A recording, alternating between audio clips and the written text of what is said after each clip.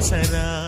మహారాజు తానే సమిధల్లె మారి నిలువెల్లా వెలిగెరా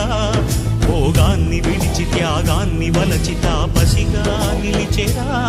జనక్షేమమే తన సంకల్పముగా తన ఊపిరి హోమజ్వాలలుగా స్వర్గాన్నే శాసించెనురా అమృతమును ఆహ్వానించెనురా